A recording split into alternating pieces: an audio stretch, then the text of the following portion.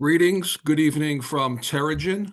We are letting folks into our room right now. We just ask your patience so we can let everyone get settled. We'll just give it another 30 seconds or so.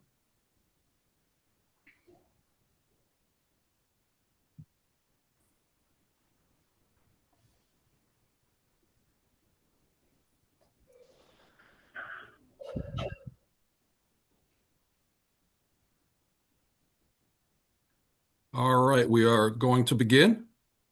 Good evening. My name is Stu. I'm a member of the communication team for Terra-Gen, and we welcome you to tonight's presentation. This is the first of what will be a series of community presentations. We are proud to be here this evening, and we will help you understand much more information about the project that Terra-Gen is applying for in the town of Ulster. As the municipal and the New York State review process unfold, Terra-Gen is going to schedule and host additional presentations just like this.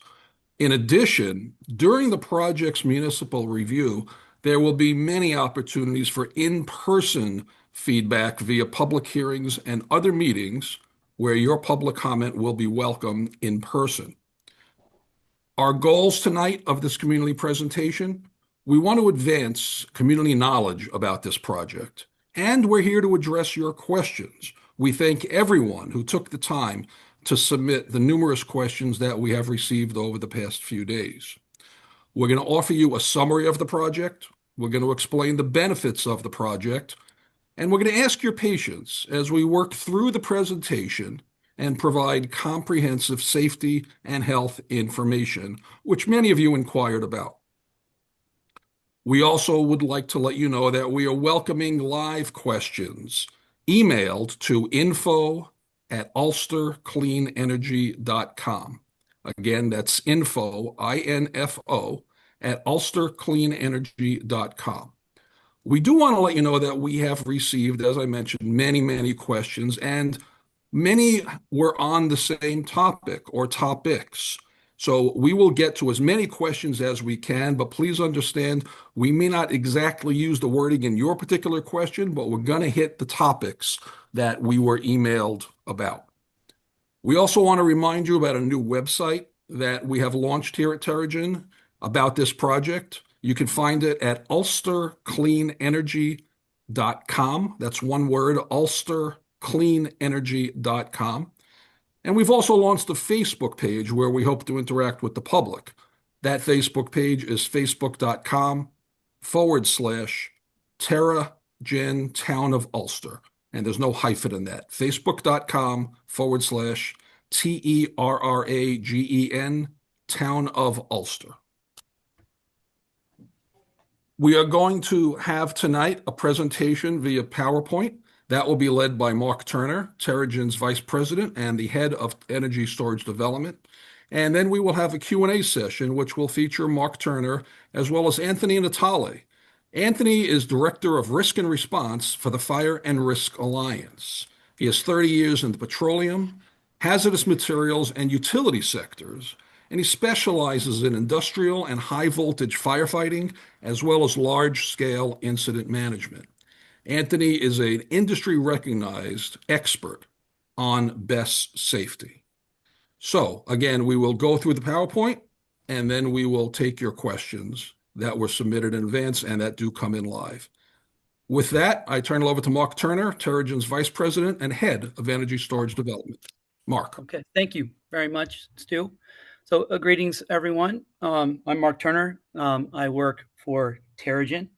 Terra-Gen is the company that's proposing this battery energy storage facility in the town of Ulster. This slide here is the bios that Stu just read to you. It'll be there for you when we upload this presentation. But first, I want to start by giving you a general overview of the project. Terra-Gen is proposing to develop a 250 megawatt lithium-ion battery energy storage project in the town of Ulster. To give you a sense of the scale of what the services that type of project can provide, this project is capable of powering about 250,000 homes for a duration of 4 hours when it's fully charged. Okay, something I want to emphasize in terms of the design of this project is that the project we're proposing to develop here is a containerized enclosure-based battery energy storage system. So what that means is that our battery modules are installed in containers about the size of a shipping container, right? And that's important because we want to develop a distinction between projects and the safety of projects like that versus other projects that you're hearing about, like the Moss Landing project, where those projects are located in warehouses, and projects about the same size or larger than ours are in a single warehouse. The fire risk difference between those types of project is fundamentally different. Whereas when a warehouse type of project like Moss Landing, the credible risk is that entire warehouse catching fire. And in our projects, it's that single enclosure. Our subject matter expert, Anthony, will talk to you in greater detail about that, but I wanted to introduce that concept to you early on in the presentation so that you're aware of it. Okay. Next, I want to talk to you about the location and why we chose this location. So, as I think most people here on the call know, we're proposing to locate this project at 430 Hurley Avenue in the town of Ulster. That's a privately owned property, the former site of the John A. Coleman Catholic High School that was closed back in 2019. And many of you have asked, why have we chosen this? What's important about this location? Why locate the project in Ulster and here? And so I want to give you the primary reasons for that. Fundamental in our decision to try to locate here, and on the image to the left, you can see our project site in the lower part of that diagram. It is adjacent to the Central Hudson's Hurley substation. The Hurley substation is in the upper left-hand corner of the picture there. And we will interconnect to that substation via generation tie line, the extension cord from the project to the substation, interconnecting to it across Hurley Avenue. The reason why that substation is important, I'll share this screen with you to highlight the importance. This is a drone image of what the substation looks like.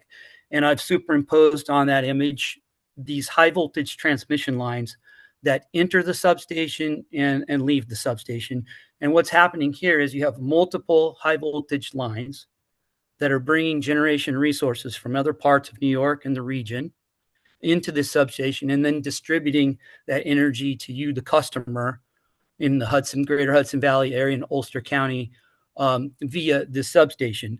It's unique in that it has many of these lines coming in and out of it. That means that it's a substation that can handle a great deal of throughput and capacity, and that's very important to us. It enables us to locate this project, interconnect our project here, and then charge our project without limitations during times of congestion, and then discharge, and perhaps more importantly, discharge and deliver back to you the energy we've stored without any limitations during the times of high load, right? This substation allows us to do that without significant upgrades to the substation or to the grid, right? People have asked, well, why not utilize a substation like this, but locate the facility further away and build a transmission line to this substation to get here? That's technically feasible, but unfortunately, there are several reasons why that doesn't work. First is, locating a project in an isolated location, perhaps miles away from here, it's economically not feasible. High voltage transmission lines, and by the way, we'll be connecting at the 345 kV level. It's economically infeasible to build miles of transmission lines through the communities to get back to the substation, right? And then, quite frankly, it's unacceptable also from a planning perspective to get approved to build such transmission lines, especially for a private company like ours, to do that. So we seek to find locations adjacent to substations that are robust like this so that we can provide the services that we're designed to provide. That is a primary reason why we're proposing to locate the project here. At this point, it's also worth mentioning, because people have asked, why not other substations, and people have pointed out a substation near the industrial park up north of here.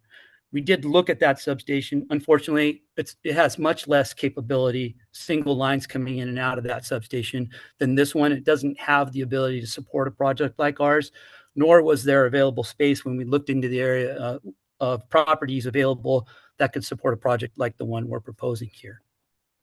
Okay, so that's a primary reason why we're here.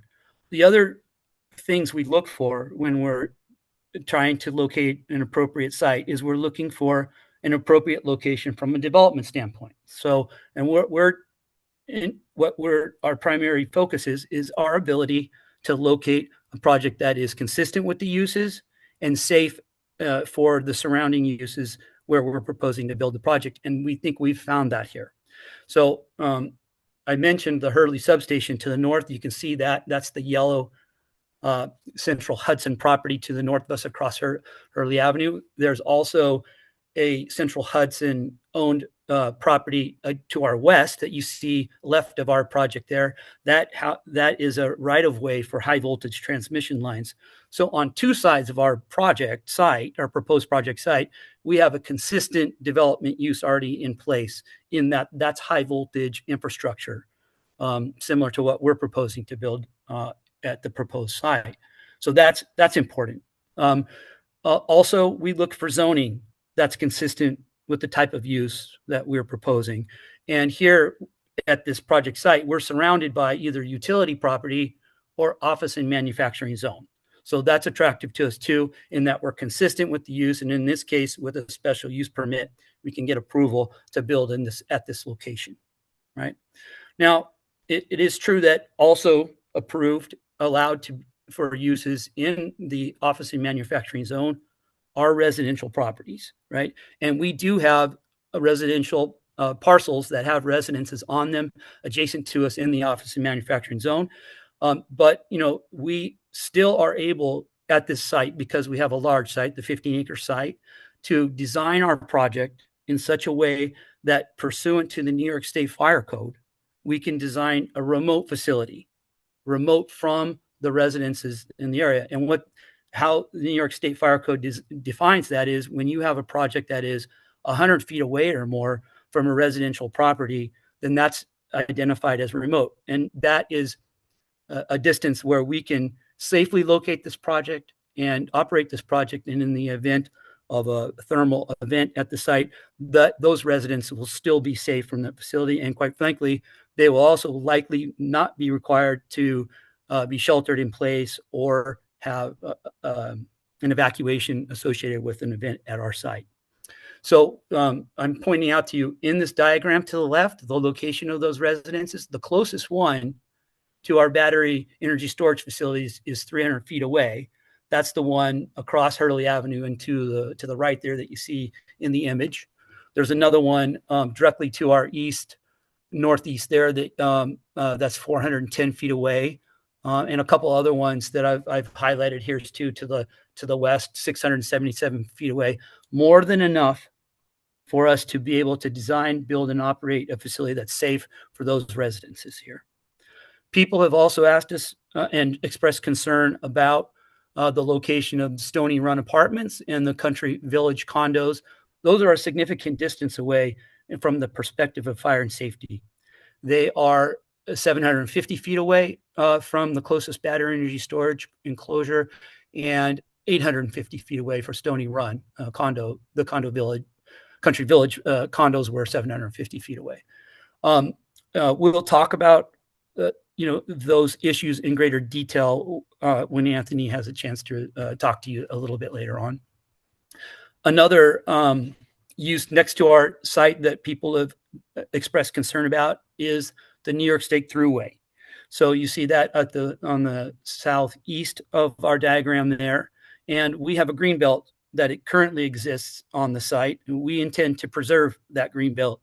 It runs up a slope up to the New York Thruway, and by maintaining that green belt, it's approximately a 5-acre green belt, I believe, and we're able to maintain a 200-foot setback from the Thruway by designing the project in that way. Again, that's more than enough distance from the best units to ensure health and safety at the throughway in the event of an enclosure, a thermal event at an enclosure. So those are the design elements and why we located this project here. We can design, build, and operate a project that is safe at the location we're at, and we're adjacent to the Hurley substation that allows us to deliver the services to the customers when we operate the project. Okay. So with that, what I want showing you now is our site plan. So this is a rendering of the site plan that we've submitted as part of our special use permit application. And I want to briefly describe to you the components of a battery energy storage facility enclosure-based system like the one we're proposing here today. So in the first instance, of course, you have the battery modules, right? And if you see, you can see the image that I have on the lower right-hand corner. That's a typical battery enclosure. Those black rectangular boxes that you see there, those are the battery modules. And you can see they're installed in racks. And those racks are in containers. Each one of those sets of doors represents a container, and we have multiple containers installed in this metal purpose-built enclosure. So by the way, the size of these enclosures, it varies by manufacturer, but typically think of a shipping container size. The larger of the sizes are 50 feet long by 10 feet wide by 10 feet high. But again, that varies by manufacturer. Okay, that enclosure, again, because of the nature of these projects and pursuant to the fire code and the NFPA standards, these enclosures are designed, tested, large-scale fire tested to demonstrate that in the event of a fire in one of these modules, that fire will not spread beyond this single enclosure. They have to test it and demonstrate it, that it won't spread beyond this enclosure to the next enclosure over before it ever gets built here at one of our projects. That's the key fire and safety design element of this design of a facility. Okay. I should also mention in these enclosures, these are integrated, independent, and each enclosure independent and integrated. So we also have important elements for you to understand. Each one has a climate control system to maintain optimal operating conditions. We've got all the layers of defense located within these enclosures. Between each module, there are safety layers of materials and design to prevent the propagation of a thermal event should it occur.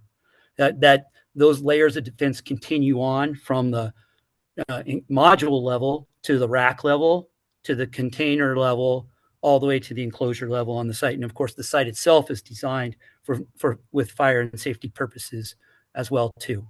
Those are the battery modules, and you see those, by the way, on the site plan. Those are the long, thin boxes on the site plan that I've got identified there.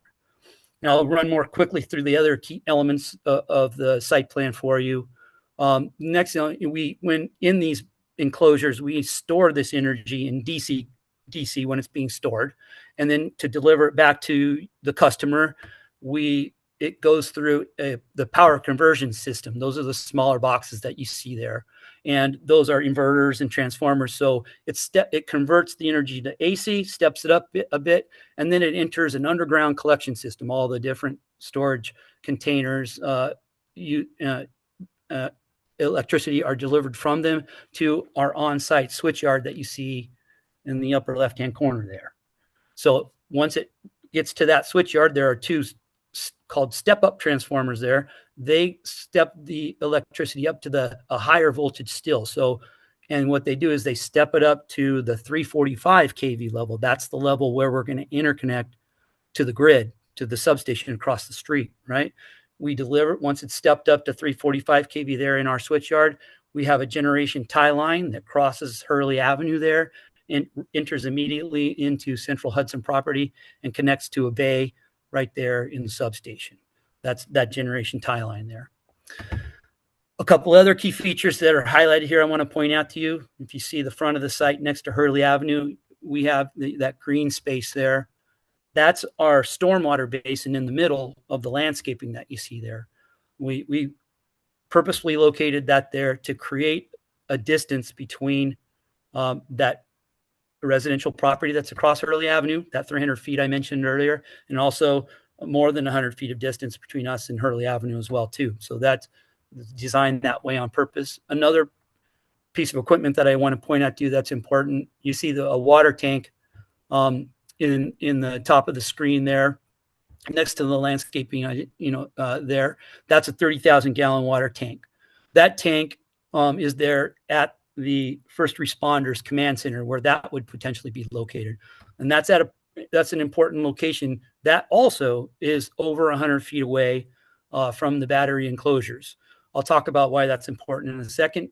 First, the water tank, that 30,000-gallon water tank, it's not there for the firefighters to address a fire at one of these enclosures.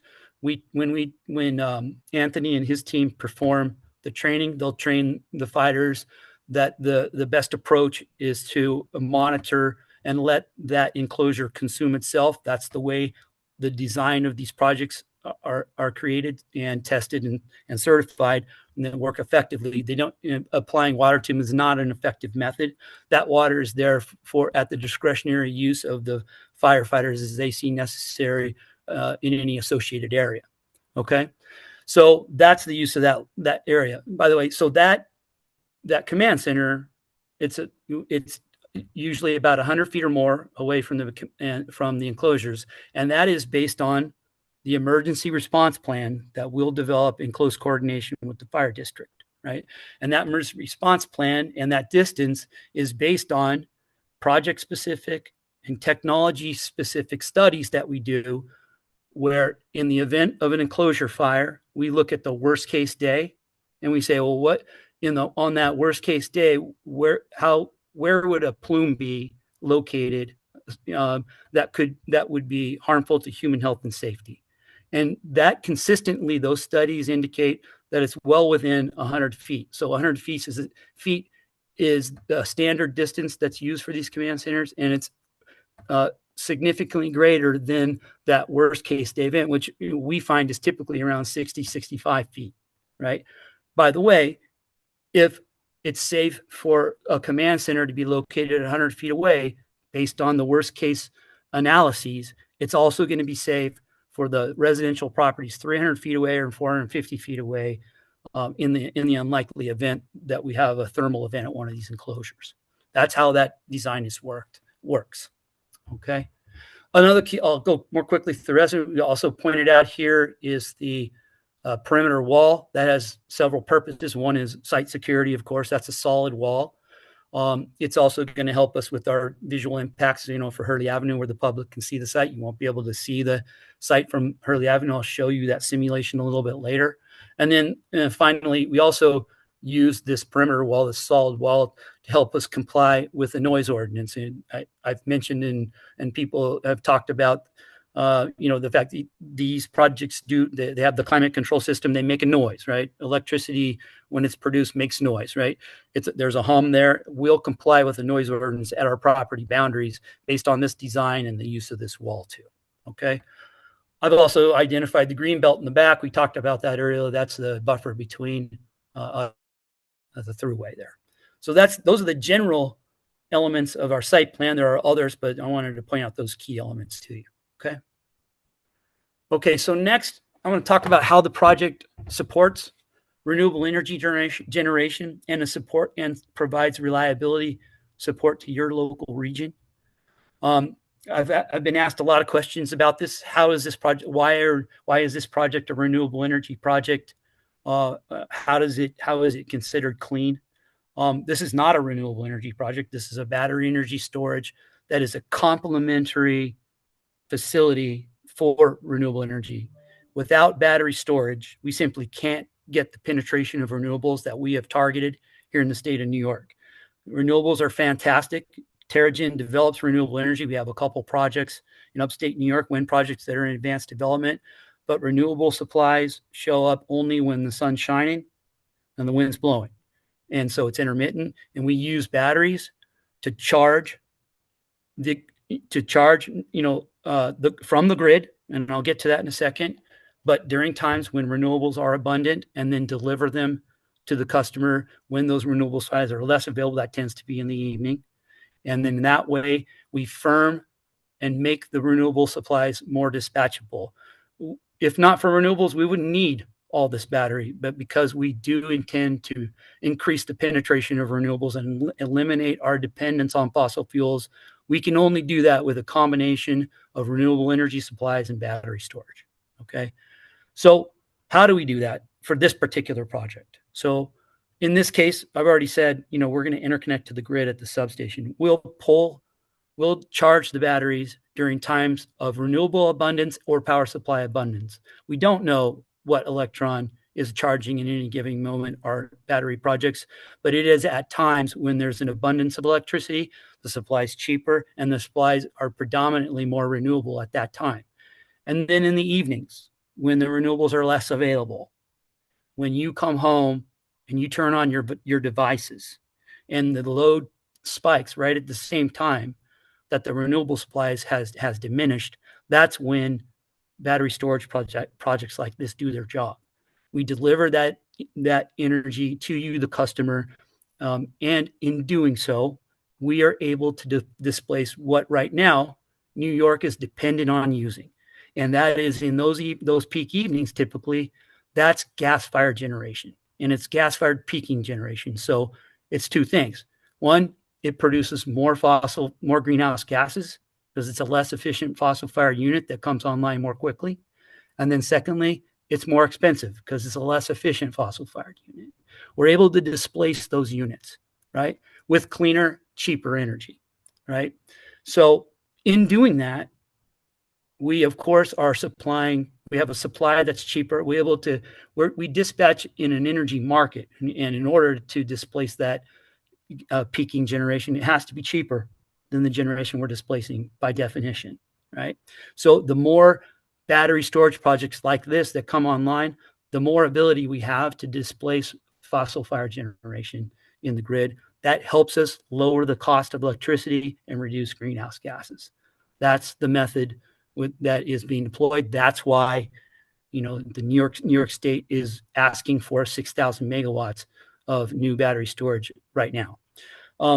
Before I get to that, I do want to also point out that at this location and where we've proposed to locate it, we improve local grid reliability for the Hudson Valley and the Ulster County area. Why is that true? Because by locating generation sources at locations like this, and this is the strategy of the New York ISO and the utilities, we're able to make the grid more robust right here.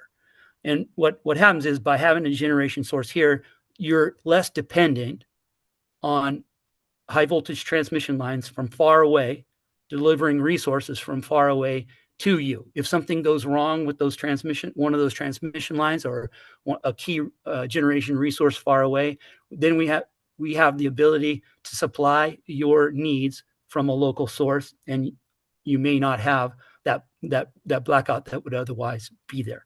By doing that, we make the grid more reliable. And also, the New York ISO needs projects throughout their systems to keep the system robust and reliable and balanced. So they need projects like this in locations next to load in order to have a reliable, robust system. We also build these projects at renewable energy facilities, and people have asked me that.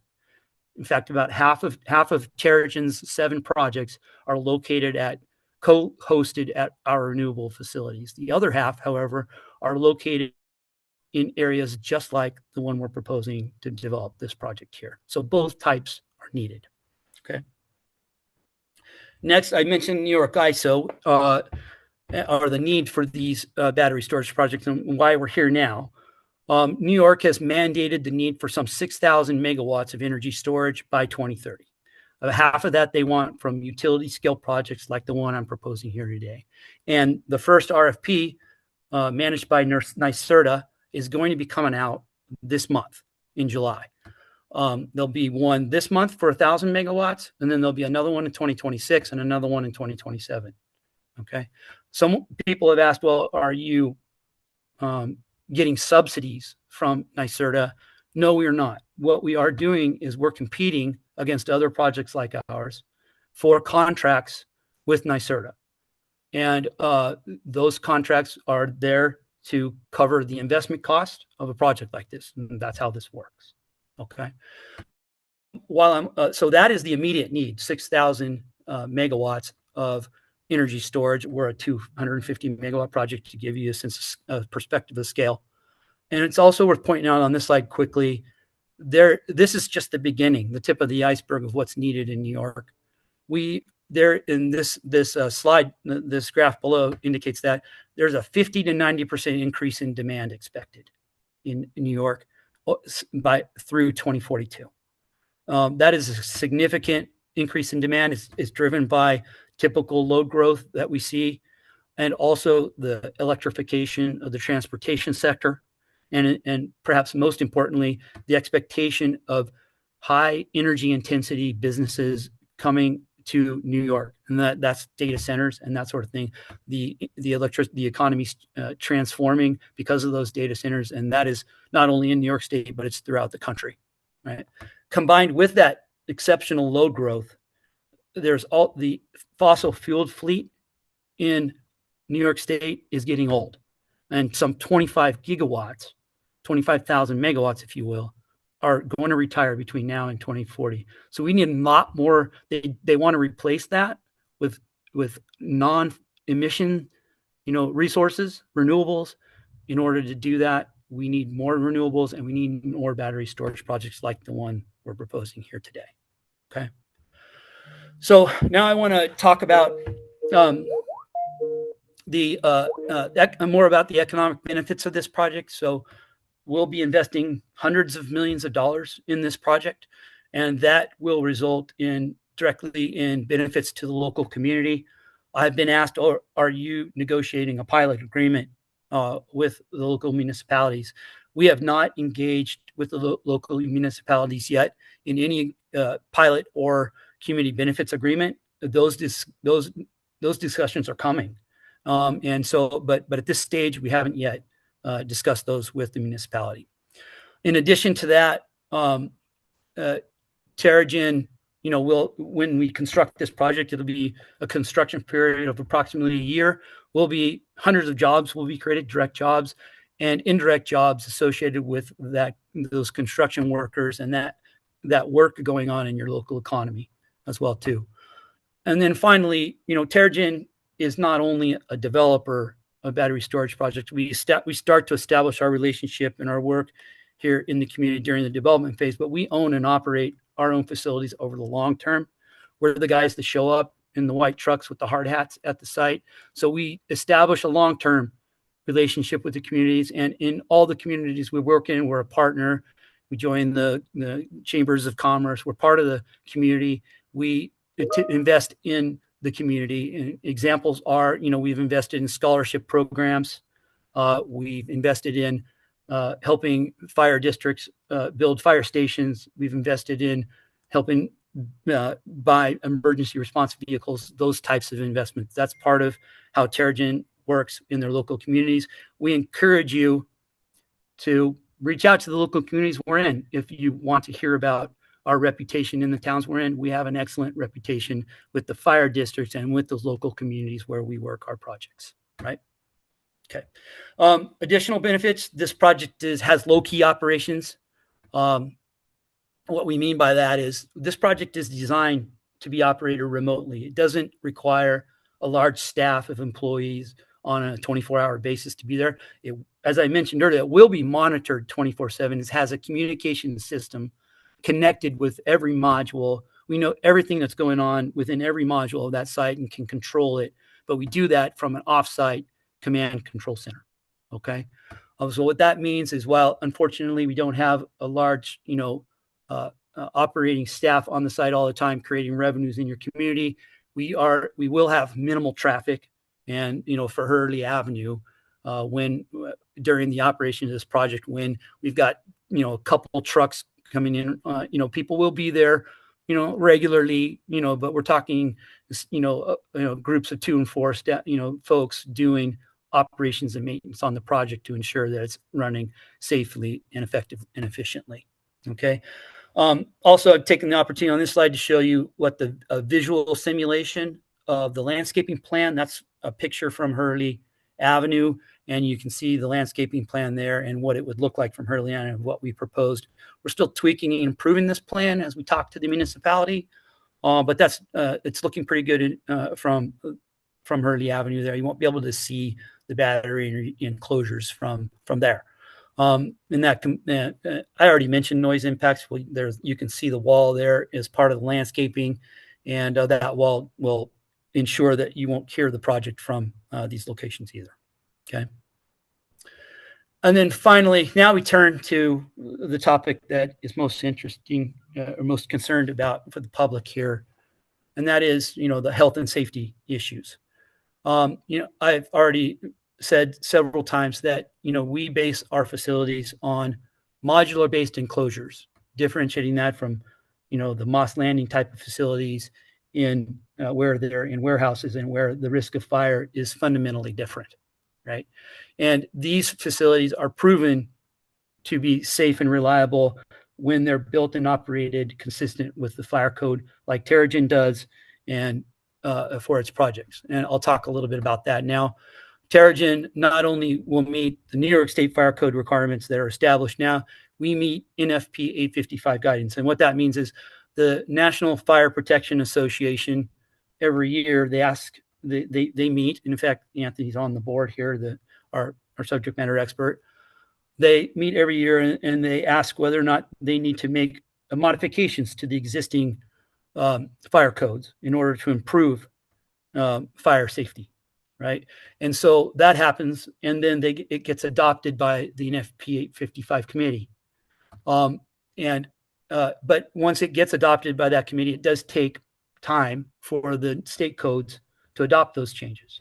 We commit to meeting the NFPA guidance as soon as they're adopted by NFPA. We don't wait the year or so for them to be integrated into the New York State or any other local state fire code.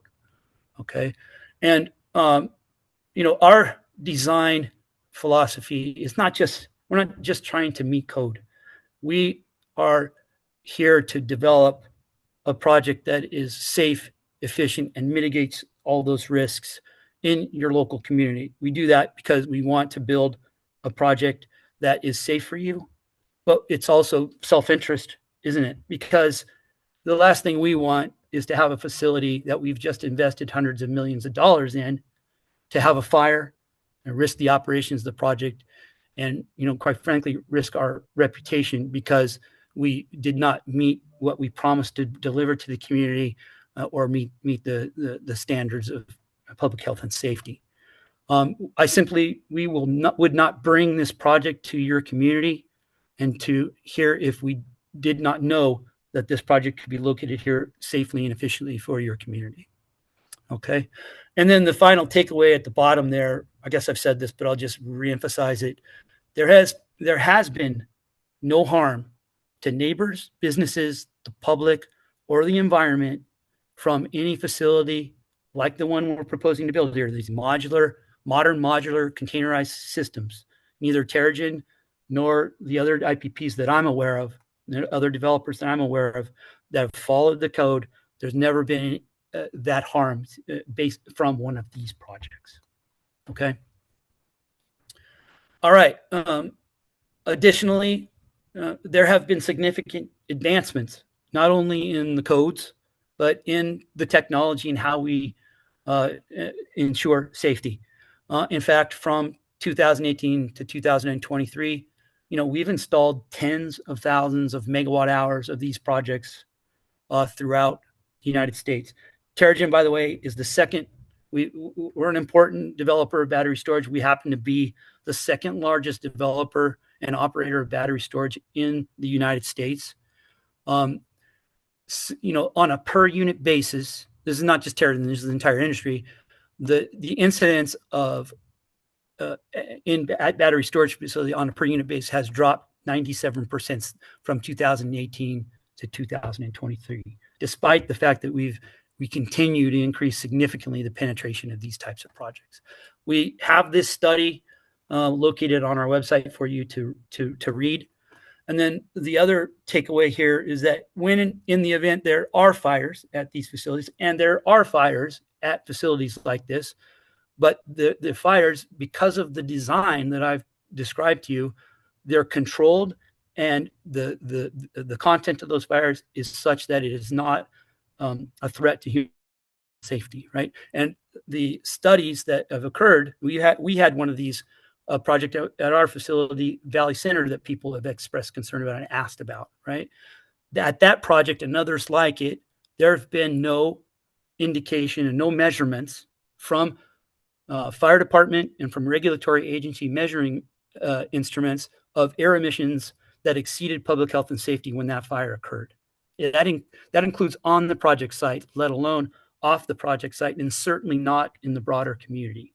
That's the same for water contamination and soils. Same test. No fire, no contamination or exceedances of public health and safety in the environment. Okay. So, in this, I want to point this out. So we began working with the municipality, at the end of 2024, and in parallel, we began our coordination and dialogue with the fire authority having jurisdiction here. That is the Ulster District #1 station. That we began that, and we always begin that immediately. We had a town hall meeting with them where I presented a similar presentation, and our subject matter experts came and we answered for hours question and answers about the fire and safety at this proposed facility. We continued after that town hall meeting. Oh, by the way, not only was District 1 invited, but all the relationship districts were invited. Kingston and others were there. And, we continued that question and answer, a diligent question and answer period with them. And they, at this point, are satisfied that they can serve this project and safely at the location that we've proposed. That's their current position with us. But that dialogue and that coordination has just started. So it will continue through the permitting process that's underway. We're really at the beginning of that permitting process.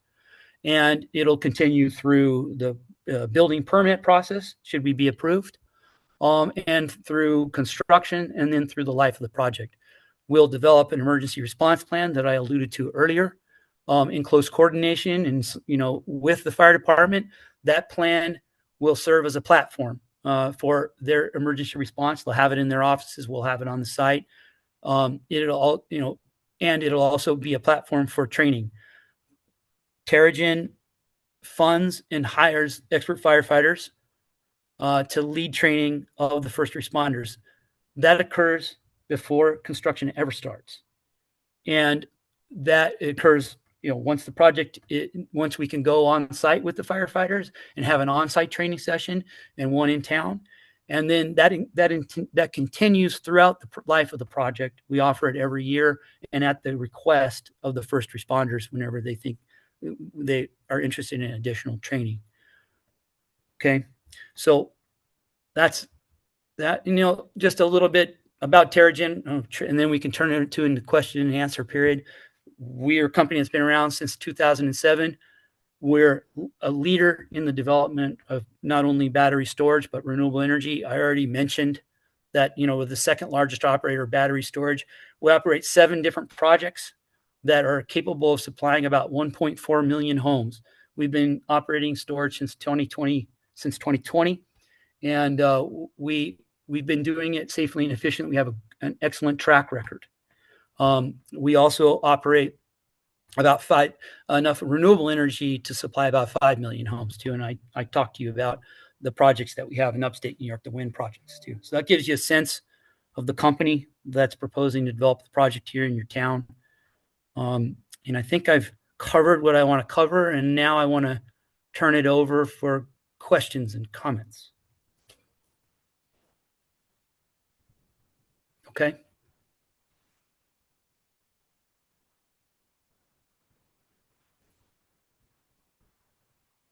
Can you guys hear me? Yep. Okay.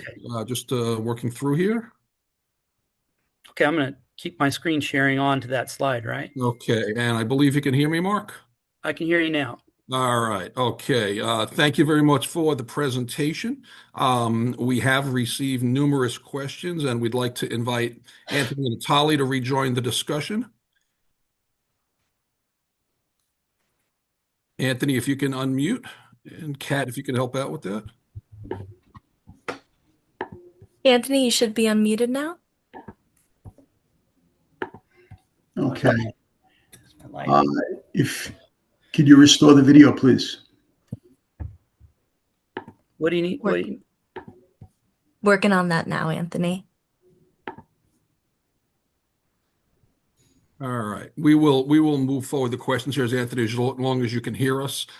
So again, we received many questions in advance and during the presentation tonight. We've been working through them. And again, as I mentioned earlier in the presentation, there have been many questions that repeated the same types of concepts. We will get to as many questions as we can.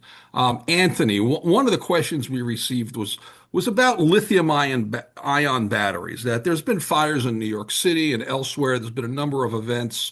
Can you explain what they are and how they work and the safety components? Yes, thanks, Stu. Very different than what's being proposed here. Both of them share the name of lithium ion, but it's pretty much apples and oranges. What ends up happening is the devices that we've seen fail so frequently within New York City are considered micromobility. I think there's a couple of reasons that we can speak to the failure. One of them would be mechanical abuse. So we think about some of these devices, skateboards, bikes. They're not rated. They don't have a mobility rating, meaning that the batteries weren't designed to, endure the banging around, jumping off curbs, potholes, and things like that, and they fail.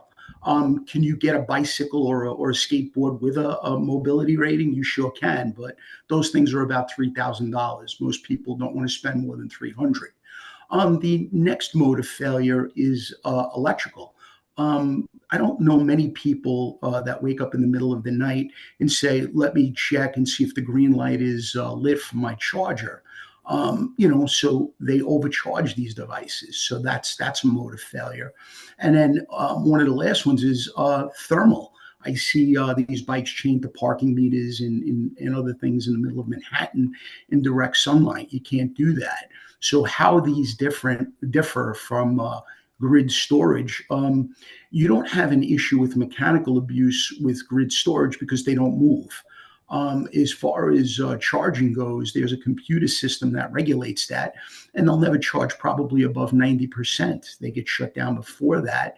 And in terms of thermal management, each one of these battery cabinets has a dedicated air conditioning system.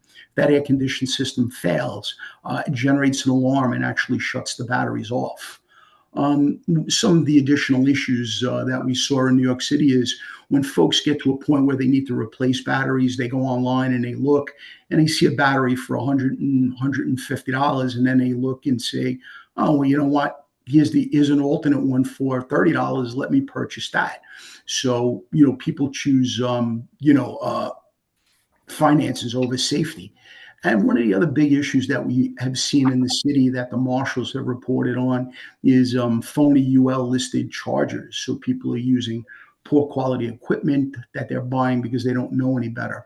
One of the things that I would tell you, big difference between micromobility and grid storage, these devices are anywhere from a couple of $100 to up to maybe $1,000 in most cases. When you look at a grid scale, a single energy storage cabinet, you're probably looking at about $1 million. That's the engineering and safety. So the old adage, you get what you pay for. I hope that answered the question.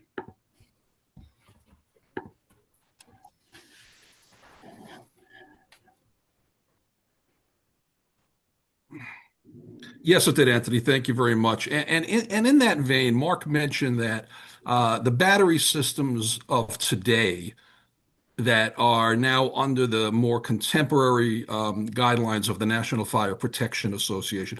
These are much different in their configurations than they were years ago in some of the older configurations. Can you explain basically the contemporary batteries and enclosures versus the historic versions? Yes, I'll do my best. So what ends up happening is, in my opinion, what you would see in the industry is that most of the failures that, we've researched, that we've witnessed, occurred on systems that were installed before code was available to provide guidance on, the key safety features that would be necessary to run these systems. When you look at systems of today, one of the biggest things that we do that differed from the older systems was large scale fire testing. So I think we're all very, very familiar with a body called UL, Testing and Standards Group. And what they did was they came up with a protocol that outlined large scale fire testing for these systems. The idea is to find out what would happen during a fire event. Some of the things that they look for is, you know, fire should not propagate. It should not communicate within cells. These events shouldn't get larger. They evaluated a number of different things during this test process, and I thought that that was very important. In addition, all equipment that goes into the battery cabinet must be UL listed. Now you have heat, smoke, flammable gas detection, things that you didn't have before. You have deflagration control systems. Think about our personal houses. If we have a gas leak, is there any way to control that or stop our houses from exploding? But these systems are designed with control measures. They have fire alarm panels, and probably one of the most important features I would suggest is probably the battery management system.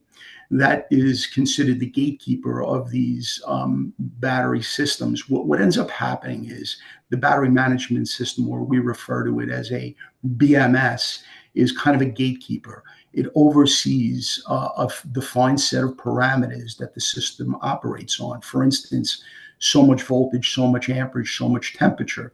And if there's any behavior outside of those guidelines, the batteries are shut down, an alarm is generated, and that's how we keep control of these systems. So I hope that answered the question, Stu. Yes, excellent, excellent. And with that, Anthony, Mark also made reference to Moss Landing, and we received several questions about this incident. Can you explain Moss Landing? What happened there, and its applicability to what we're talking about here for the town of Ulster proposal? Is this the same situation or not? No, no, I appreciate that question, and honestly, we get this in many different groups that we talk to. This is really an apples and oranges kind of scenario. So Moss Landing went in before code existed. This site was essentially, so in other words, it went in before code existed, and honestly, it would never be permitted to be installed today with that type of design. They utilized a 1940 vintage power plant that was decommissioned, and they filled this 600 by 200 single room and filled it with batteries. So I don't think most people would know what 600 by 200 is. So I guess I'll give you a point of reference. Think about three Home Depots stacked side by side, and they make it into one big room and fill it with batteries. So, we're not really surprised that when they had a failure event, it propagated through the facility because, there was no code to follow that dictated spatial separation requirements between the battery arrays. So I think that was a tremendous catalyst in the event. Um, so I think the biggest difference is when I said apples and oranges, like I said, this is a massive building. What's being proposed here, the industry is using something that looks like a sea container, a cargo container. These things are 20 by 9 feet. Essentially, they look like a shed in your backyard. So vastly different from Moss Landing. Okay, Um, and to go in a little more deeply on that, Anthony, I know that some of the reports, and again, some of the questions that we received mention that after this Moss Landing incident, that there were some elevated levels of heavy metals that were determined in soil samples in the immediate area there. Is this a risk during a fire event? yeah, I kind of watch that, based on, what I do for a living. watched this very closely, and that was a very spectacular fire given the size of the building, and it was just a massive event. However, one of the things I can tell you is that when they have a fire like this, and we start to talk about failures, one of the things that people gloss over is chemistry. So when people say there's a lithium ion fire, it usually stops there. There's no further discussion. They don't ask any other questions. I think an important question we need to ask is, what is the chemistry? So let me explain a little further. If I handed you the keys to my truck and I said, can you do me a favor? Could you put fuel in there? You'd probably look at me and say, gasoline, diesel. It's the same thing. When we say lithium ion, there are different kinds, and they behave very differently. So, is gasoline and diesel both considered a fuel? The answer is yes. Do they behave differently? The answer is yes. So, the lithium ion the lithium ion chemistry that was used in Moss Landing was called nickel manganese cobalt. Okay, so heavy metals were consistent with those type of fire events. They're not using that type of chemistry in this application. They're using something called lithium iron phosphate. You don't get those type of effects with a fire scenario. The other thing is that was a massive facility. Here, we're using very, very tiny battery cabinets. So again, apples and oranges, very, very different.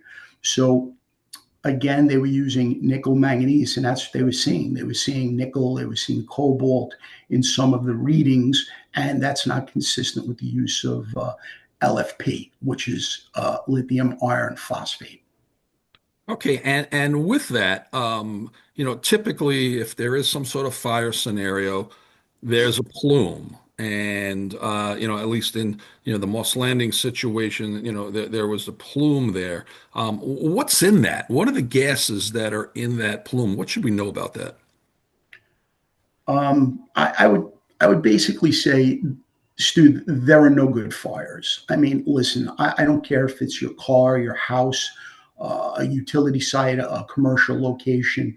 There are no good fires. As a matter of fact, you'd be very surprised what comes out of your fire pit. So I guess we have an advantage in the industry. Um, when somebody comes to the town you live in and wants to install a commercial facility, you don't ask them to set that facility on fire to determine what gases are going to come out and how that facility is going to behave. Yet within the battery community, we actually perform fire testing, and part of that fire testing requires the capture of the gases that are emitted during those scenarios. So for each of these arrays, we know exactly what comes out.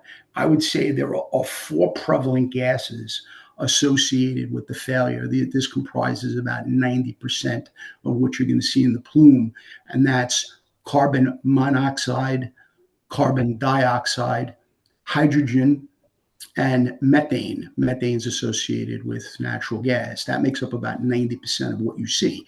The rest consists of various hydrocarbons from the plastics. So when we actually have an event, we know what gases to look for when we guide the fire department on conducting air monitoring. So I think that's a very, very important piece.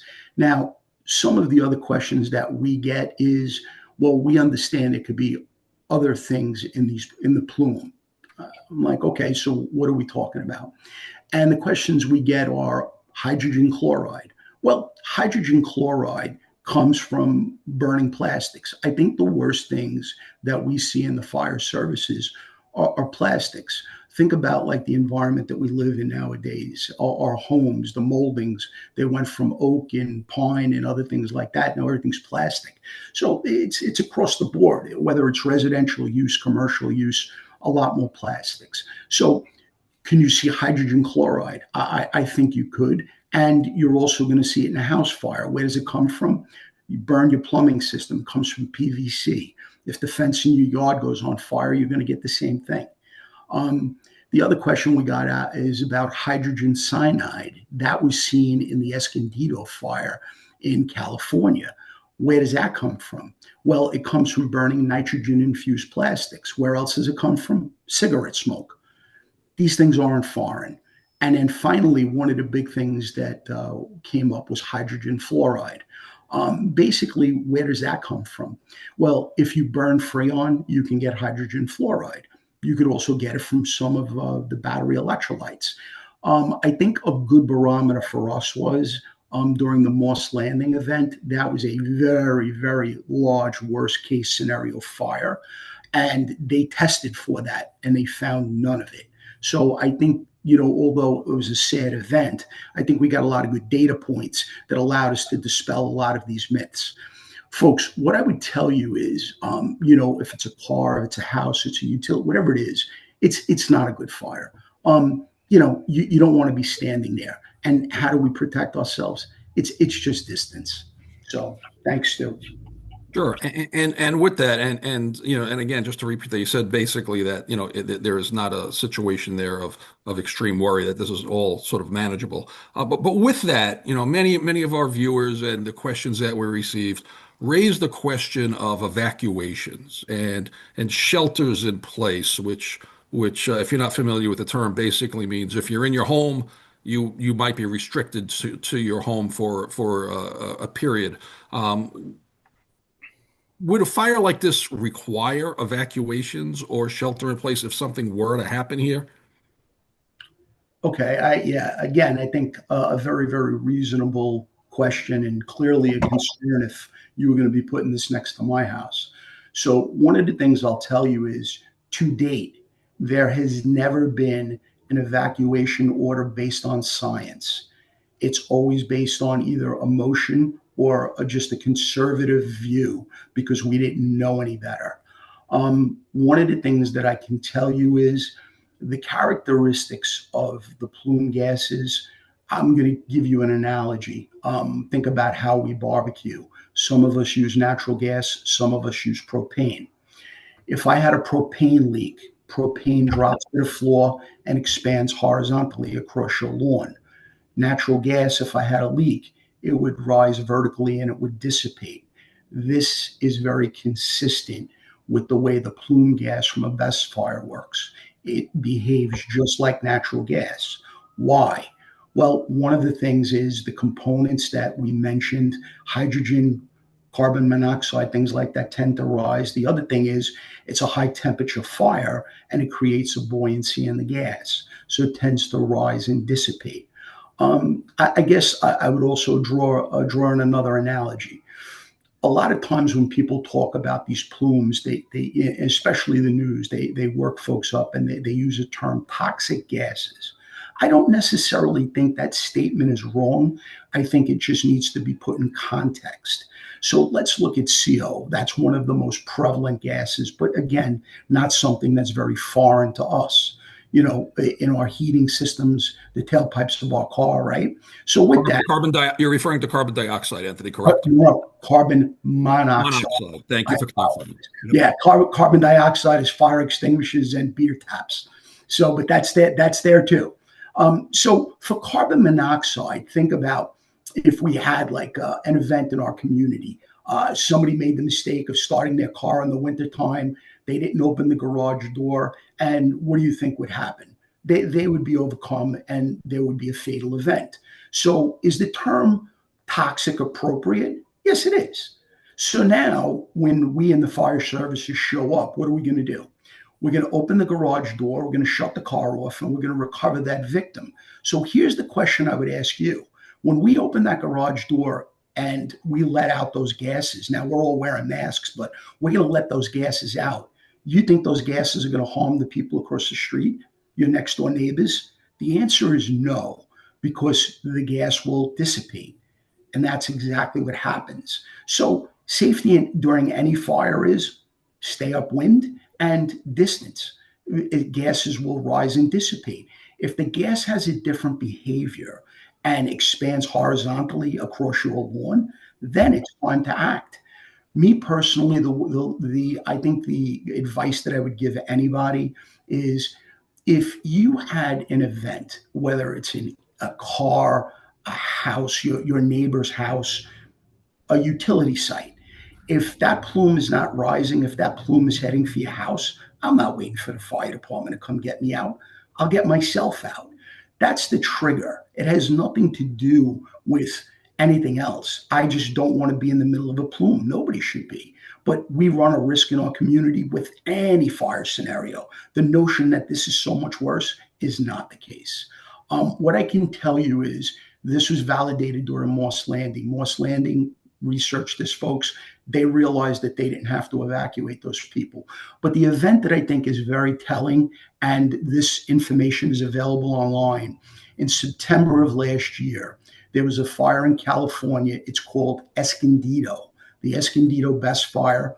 It occurred in September. This system was installed before code went in. It was installed in about 2018.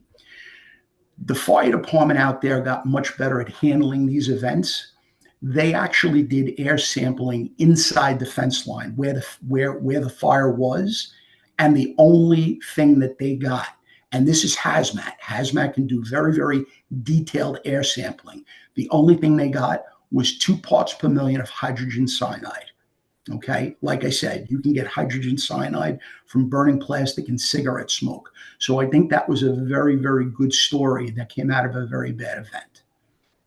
Great. Okay. And Hey, just hey, Anthony. I think we haven't heard about Escondido, the community here. It might be important to differentiate Escondido. Again, we're talking about a warehouse-based fire, fundamentally different, of a large scale, right? Fundamentally different than our enclosure-based system, where a credible event is a single shipping container-sized enclosure, right? Escondido is a big old, warehouse-based structure.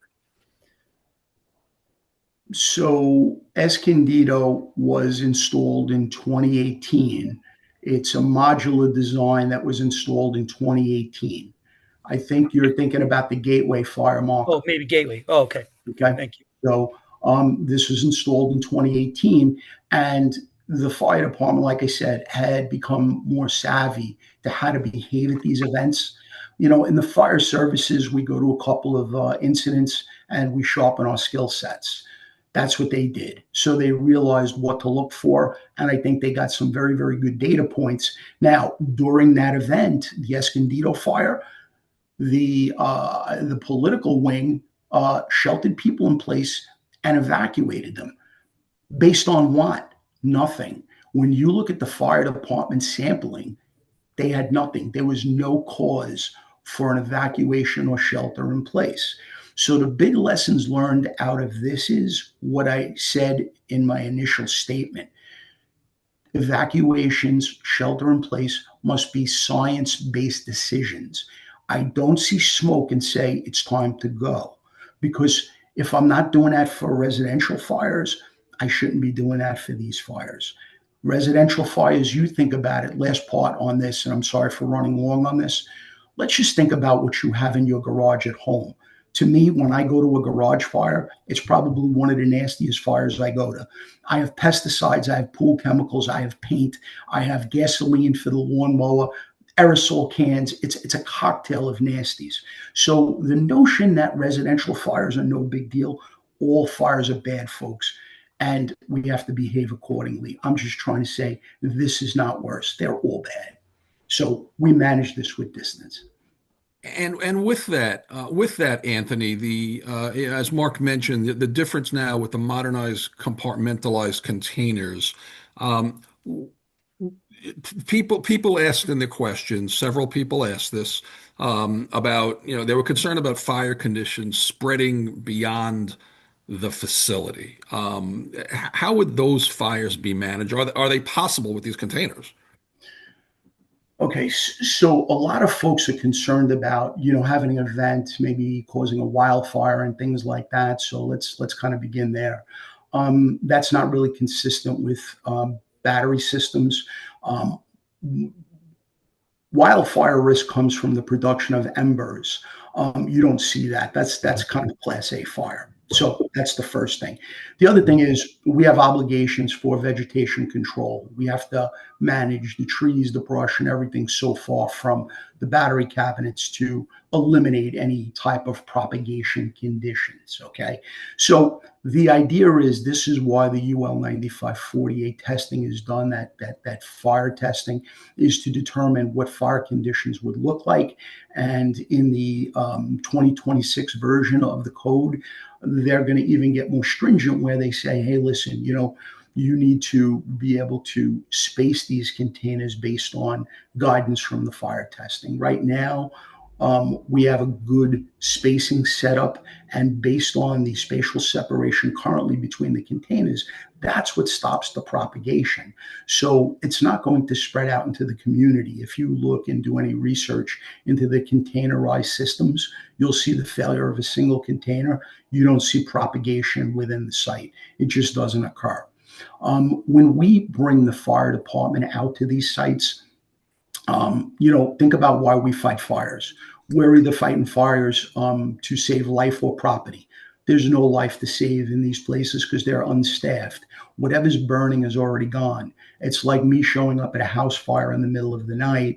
House is too far gone. The only thing I do is try to stop it from spreading to the adjacent houses. That's the guidance we give the fire department here, is we basically tell them, if you have a windy condition, if you have a day where you have those type of an event going on, a fully involved battery cabinet, and you have a windy day, you may have to apply a little water to protect the assets, the same way we would do that to protect a home during a structural fire. So how do we manage the risk, keep them far apart? And that's how we contain the events, Stu. So with that, Anthony, and again, we'll stay on this for a few more questions here. Appreciate your expertise here. The Exopus Creek is not too far from this property, the former Coleman High School property. If water were to be used during suppression, would there be any danger to the environmental balance of the Esopus Creek? I think this, again, is another good question. And I think who really helps me to answer this one is New York State, DEC, and the EPA. Let me explain. So, when we give the fire department guidance on the application of water, it's limited to water spray onto what we call the exposures. So these would be battery cabinets that are not on fire. So it would be no different than rainwater running off of them. Okay. We're not recommending water usage for suppression. Okay. So you're not going to create any runoff in that fashion. Now, another very reasonable question we get is, well, what if it rained at the time a fire occurred? I don't think it's unreasonable. So what would happen? We would basically go out and do what's called endpoint sampling around the battery cabinet, northeast, south, and west. I can guarantee you New York State DEC would be involved in this, and we would kind of determine what's going on if there's remediation required. Now, more specifically, the question is runoff into the creek. I think, who helps us to tell a very good story there is the California EPA Region 9. They had a fire that's the one that Mark was referencing, and the EPA required them to contain the fire suppression water. They actually tried to suppress the fire. Okay, they used a significant amount of water, and the EPA required them to contain it. The EPA came out and sampled that water and allowed them to release it for dust control. So they didn't find any constituents in that water that would suggest that there was a problem. Similarly, in the Escondido event, which I encourage you to look up online, they also gave you water reports in there that say the same thing. So I think it's very important that people have that parallel view. It's very consistent that there is no issue. So I think that's very important, Stu. And Anthony, with the lithium ion batteries, we know that a lot of them will end up in recycling centers, and there have been fires at some of these recycling centers that store some of these lithium ion batteries. What's the situation there, and how does that relate to what we're talking about potentially in the town of Ulster with this project? Yeah, you know what happens? I think, like most, when you're involved in an industry, you watch the news feeds, and there was one in I believe it was up in Scotland today, and these folks are repeat offenders. And what I can tell you is, recycling facilities, junkyards, the common theme is it's not what they have, but it's how they store it. And that's the problem. So, if you really want to prevent these events from occurring, you just need a strong fire code that determines spatial separation. So what they were doing was they were storing the batteries in drums.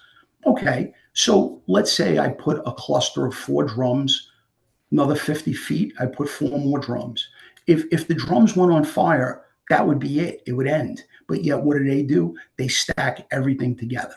So that's what it is. That's the problem at these facilities is you need a strong fire code and you need active enforcement. You need the authority having jurisdiction to go out there and make sure the code is being enforced. So I think that's the answer, and that's the answer to any of these places. And you mentioned, the authority and the ability to sort of, be smart about how this stuff is stored and things like that. Let's take it from the perspective of the fire departments. Mark mentioned earlier that there's been numerous discussions with the local fire districts and fire departments in the greater Kingston area, town of Ulster area there. Is a fire department safely is a fire department ready to safely manage a fire at a battery energy storage facility like this? Mark mentioned there's been discussions, but how is that fire department? How would they be prepared? Mark said that they could safely attack one of these situations if it were to occur. So what I would say is we go to any of these departments, and regardless, rural departments or paid departments, when you present kind of an entry into their community that they're not, or a business entity that they're not used to, I think you have an obligation to provide training. So think about it, like you have the Hurley substation. Do you see a lot of events? No. So you rely on training, because you don't go to a lot of fires there to really sharpen your skill set. So for facilities like this, I think that's really, really a very, very important piece. So where does it begin? So we normally would sit down, work with the fire department. We have an outline of an emergency response plan, and then we would basically incorporate the safety features at the site, the design, the access, all of that. And we would basically have an agreement with the fire department and say, okay, this is the plan we agree upon. Here are the hazards. Here are the response tactics. And once we agree upon that, that's what we provide the training.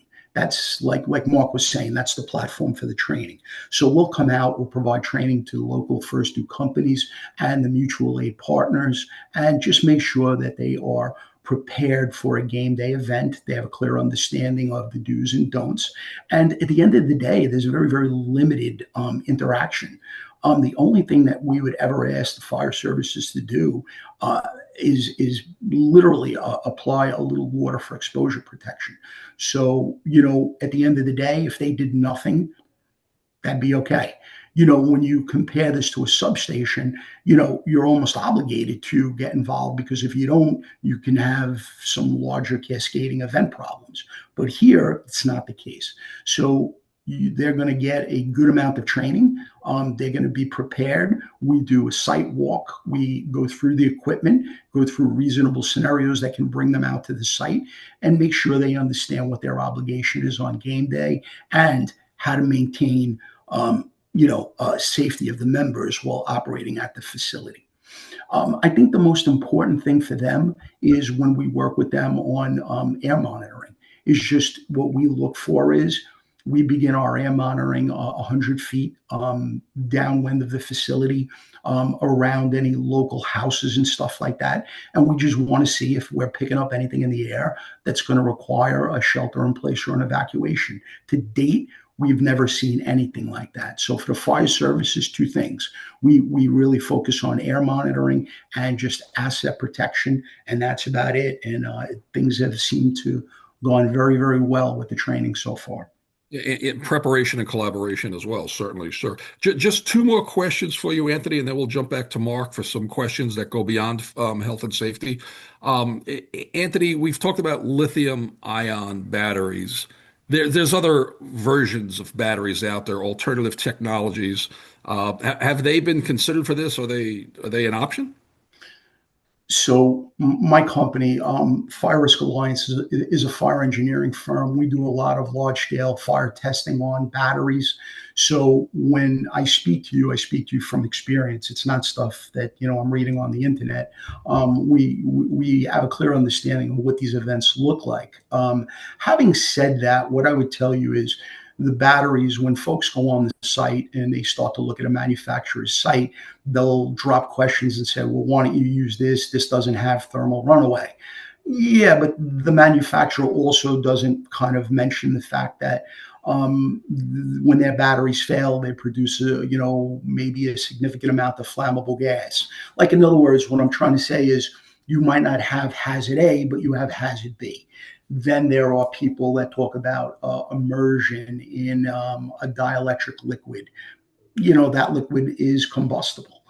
So I think people are going down the right road looking for alternative sources to try to mitigate risk.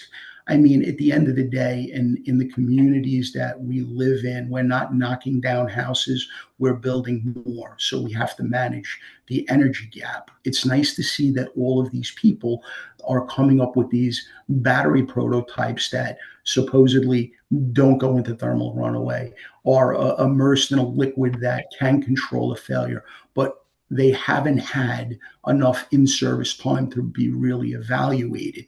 So when the folks at Terra-Gen looked at what is appropriate for this project, they basically selected lithium ion phosphate with all the safety and control features that were outlined in NFPA 855. In other words, they picked a type of a system that has good in-service time with no issues. And that's what they wanted to do rather than run the risk of, hey, let me try something new. And then you find out that wasn't a great idea. I hope that answered your question. Yes, it does. It does. So basically, they're just not there yet. The technology is still evolving, it sounds like. That's exactly it. And one final question, Anthony, before we go back to Mark. So a battery energy storage unit gets built. It's online. It's online for how many years? How long do these installations sort of stay in service? And then what happens? You got all these batteries in these containers, and what happens when these things go offline and their sort of useful life concludes?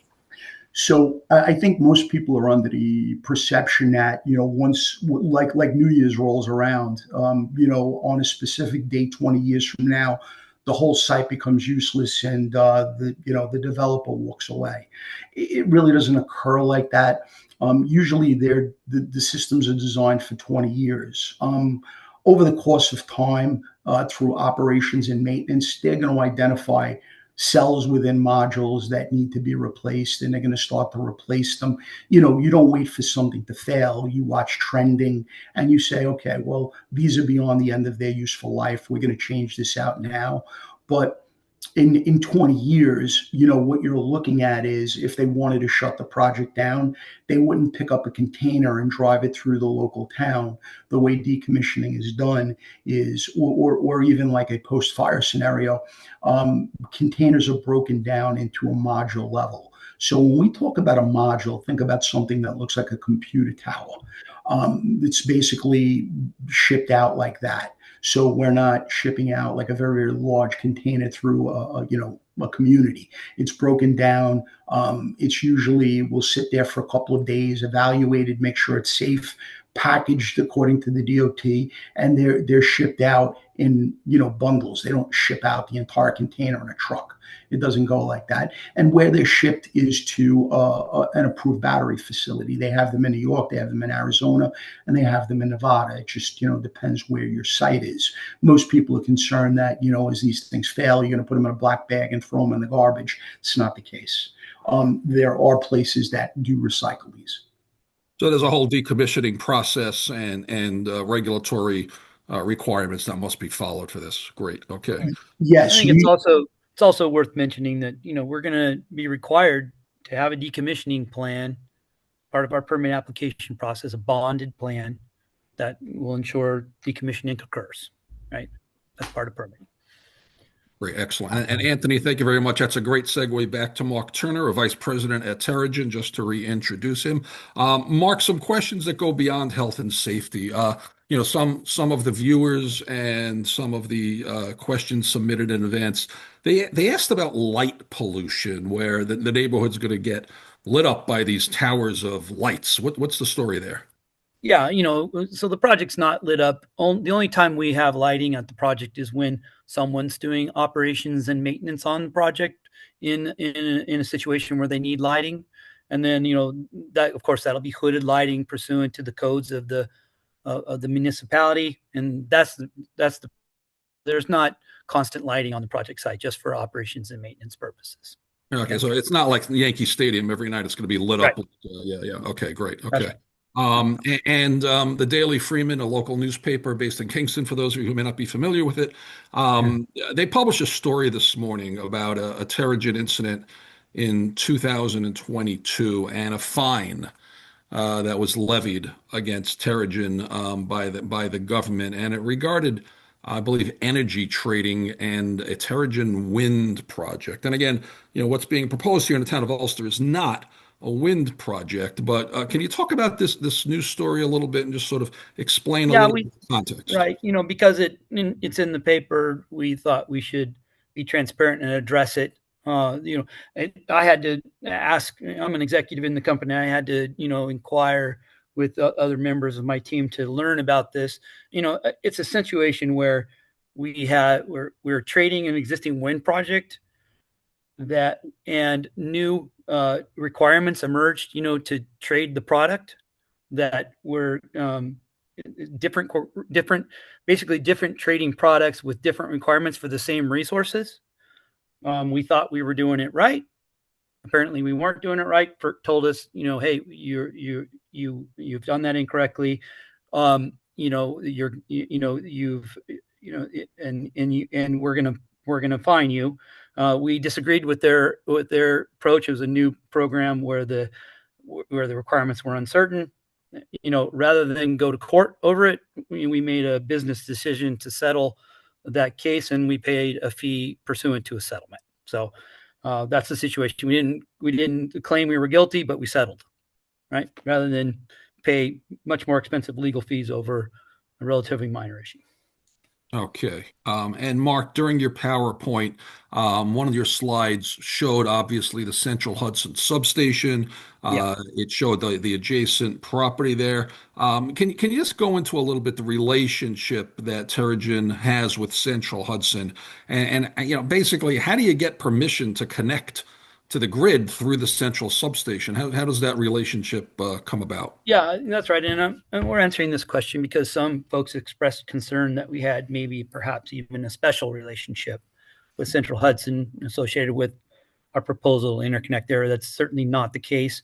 We've filed an interconnection request with Central, with the New York ISO and Central Hudson to interconnect at this facility pursuant to the New York ISO tariff. That's what any company in a situation like our proposing to interconnect to the grid will do. So we have a queue position to interconnect to the grid at that location. Central Hudson has a tariff obligation to supply services to all participants, including us, when we request to interconnect to the grid. So we're going through that relationship. We're counterparties in an eventual agreement that will result in what's called a large-scale interconnection agreement between us and Central Hudson and New York ISO. By the way, that particular process is the longest tent in the pole in terms of timing and getting the project development. That takes the longest time to do that, but it's a process that's managed through the New York ISO tariff. Okay. Okay. And another question that came in and was offered by several folks submitting is impact on property values, where if this project were to go online, what does that do to property values in that region?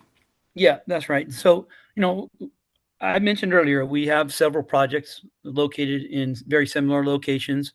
We're aware of many projects like ours that are located in load centers near other properties. We've never seen any evidence of property values declining associated with battery storage facilities or other large scale utility infrastructure like ours. So we've not seen that. Okay. All right. Well, we've gone through a ton of questions, and the PowerPoint as well. We do know that, as I mentioned, we are going to be having additional community presentations. We appreciate everyone's time this evening. It's greatly appreciated. We hope this was an educational use of your time this evening. We again ask you to visit ulstercleanenergy.com, and that is a website with a variety of news and information and context. Please take a look at that. We are recording this session, and our plan is to post it on that website for viewing on demand. We also ask you again to visit our Facebook page, facebook.com, Terra-Gen Town of Ulster. That's facebook.com/Terra-Gen Town of Ulster, one word. This community conversation is not done. We are asking you to continue to email us at info@ulstercleanenergy.com. And again, we appreciate all the robust feedback. We appreciate all the community conversation. We appreciate that people want to know, and we understand that. And Terra-Gen is committed to providing the information that we can. And we want to thank you, and we wish you a good evening.